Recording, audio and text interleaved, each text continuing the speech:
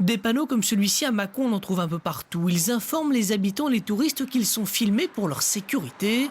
Effectivement, en levant les yeux, on s'aperçoit très vite que l'on est observé. Au total, cette année, on devrait compter 70 caméras dont 8 mobiles. Et a priori, cela rassure.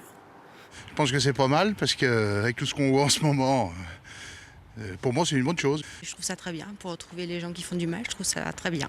Et la vidéoprotection, c'est même une nécessité pour le maire de Mâcon. On le voit bien ici à Mâcon, dans les secteurs où on a mis des caméras, le nombre de délits baisse. Alors je ne dis pas que c'est la solution définitive, mais c'est une partie de la solution pour mettre un terme à la délinquance. Mais dans les locaux de la police municipale, pas de mur d'image, aucun opérateur ne surveille en direct. Les images sont stockées sur un disque dur et puis lorsqu'il y a besoin, un officier de police judiciaire nous adresse une réquisition sur laquelle il nous demande d'extraire des images sur un jour donné avec une plage horaire. On vient, on extrait les images qu'on transmet directement sur un support USB sur lequel qu'on transmet ensuite à l'officier de police judiciaire. Nous, on ne sait pas ce qu'il y a sur ce support et on ne sait pas sur quelle affaire aussi ça porte.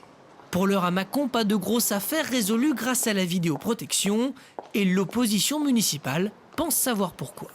Il y a des fausses caméras, c'est vrai, oui.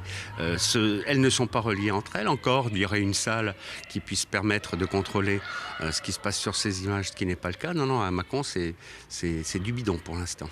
Si effectivement le maire décide de maintenir, voire d'avoir de nouvelles caméras, je souhaite qu'il crée un comité d'éthique, une sorte de comité des sages qui réunisse magistrats, policiers, mouvements citoyens pour s'assurer de l'utilisation des images. En tout cas, cela a un coût 500 000 € pour 70 caméras, une somme prise en charge par l'État à hauteur de 45%.